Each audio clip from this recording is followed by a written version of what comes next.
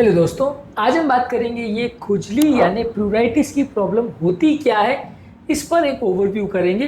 प्लूराइटिस का प्रॉब्लम यानी जनरलाइज एक इच करने का एक सेंसेशन होता है यानी स्क्रैच करने का सेंसेशन होता है। ये अलग अलग कारणों से हो सकता है। आज इसके कारणों पर, इसके सिम्टम्स पर, इसके प्रिवेंशन एस्पेक्ट्स पर बात करेंगे। ओवरऑल एक ओवरव्यू करेंगे खुजली की प्रॉब्लम पर, ताकि एक ओवरऑल अंडरस्टैंडिंग बन पाए। इसके डिटेल एस्पेक्ट्स पर, इसके कारणों पर और इसके प्रिवेंशन टिप्स पर हमने अलग अलग वीडियोस किए हैं, उनको भी ज़रूर चेकआउट करें। आज एक डिटेल ओवरव्यू करेंगे। टॉपिक पर जाने से पहले जो लोग हमारे चैनल पर नए हैं उन्हें रिक्वेस्ट करूँगा कि चैनल को सब्सक्राइब करें, वीडियोस को लाइक करें, शेयर करें, फॉलो करें, कमेंट करें, पूरा देखें। टॉपिक इंपॉर्टेंट है इसलिए इसे अंत तक देखिएगा। चलिए शुरू करते हैं इंपॉर्टेंट वीडियो।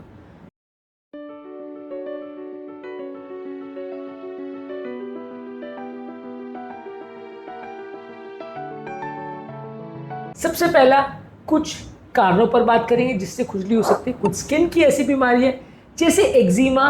इसमें एक क्रॉनिक स्किन की कंडीशन है जिसमें स्किन रेड हो जाती है, खुजली होती है और इन्फ्लेम पैचेस स्किन पे बन जाते हैं। इस बीमारी में खुजली का प्रॉब्लम हो सकता है। इसके अलावा सोरियासिस एक ऐसी ऑटो इम्यून बीमारी है जिसमें बॉडी में रेड स्केली पैचेस स्किन पे बन जाते हैं, इसमें भी खुजली होती है।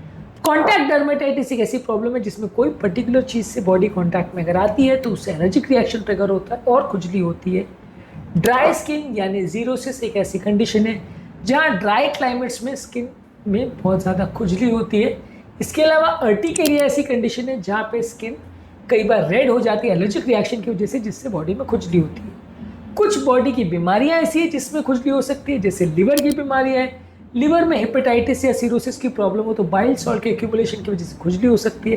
किडनी की बीमारी में अगर एंड स्टेज किडनी का डिजीज़ है और डायलिसिस पे पेशेंट है तो यूरेमिया की वजह से लोगों को खुजली हो सकती है। थायराइड की बीमारी है तो हाइपर और हाइपोथायरॉयडिज्म दोनों कंडीशन में व्यक्ति को खुजली हो सकती है। डायबिटीज़ का अगर पेशेंट है तो ड्राई स्किन या पुअर सर्कुलेशन की वजह से डायबिटीज़ वाले पेशेंट में भी खुजली हो सकती है। इसके अलावा एक साइकोलॉजिकल प्लूराइटिस होता है जहाँ किसी साइकोलॉजिकल प्रॉब्लम की वजह से व्यक्ति को खुजली होती है। एंग्जाइटी, डिप्रेशन या ऑब्सेसिव कंपल्सिव डिसऑर्डर में ऐसा देखने को मिल सकता है।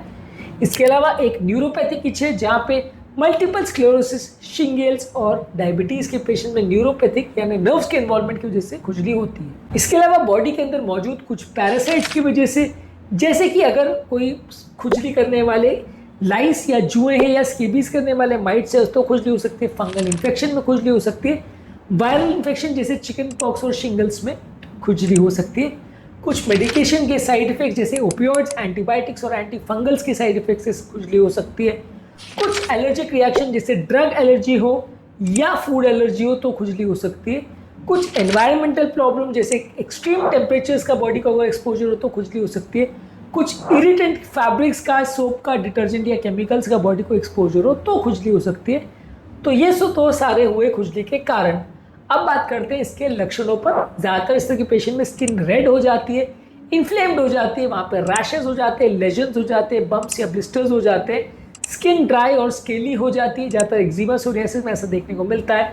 और बार बार खुजाने की वजह से वहाँ स्किन में ब्रेक्स हो जाते हैं, स्क्रैच मार्क्स हो जाते हैं, जिसकी वजह से सेकेंडरी इन्फेक्शन हो सकते हैं। तो ये सारे हैं साइंस, जो सिम्टम्स हैं जो खुजली के पेशेंट में देखने को मिलते हैं। अब बात करेंगे शॉर्ट में इसे मैनेज कैसे करेंगे। इसके मैनेजमेंट पर डिटेल पर हमने ऑलरेडी वीडियो किया है। सबसे पहले जो कारण जिसकी वजह से खुजली हो रही है उसको प्रॉपरली मैनेज करिए। प्लूराइटिस के कारणों को ट्रीट करेंगे तो प्लूराइटिस अपने आप ठीक हो जाएगा।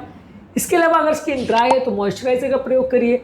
खुजली के सेंसेशन या इन्फ्लेमेशन को कम करने के लिए एंटी हिस्टामिनिक और कॉर्टिकोस्टेरॉइड्स का प्रयोग किया जाता है, खासकर एलर्जिक रिएक्शंस में और एक्जिमा, सोरियासिस के पेशेंट्स में।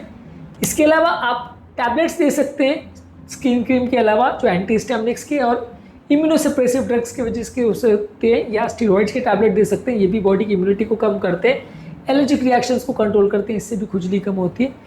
अगर किसी इन्फेक्शन की वजह से खुजली हो रही है तो कीटाणुनाशक, एंटीफंगल या एंटीबायोटिक दवाइयाँ, एंटीपैरासिटिक दवाइयाँ दे सकते हैं।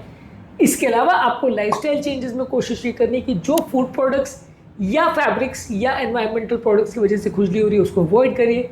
स्किन की प्रॉपर हाइड्रेशन को मेंटेन करिए, पानी ज़्यादा मात्रा में पीजिए और स्किन केयर प्रोडक्ट्स जिनका प्रयोग करें वो काफ़ी जेंटल होने चाहिए, ज़्यादा रफ नहीं होने चाहिए, नहीं तो वो स्किन में ज़्यादा खुजली की प्रॉब्लम कर सकते हैं।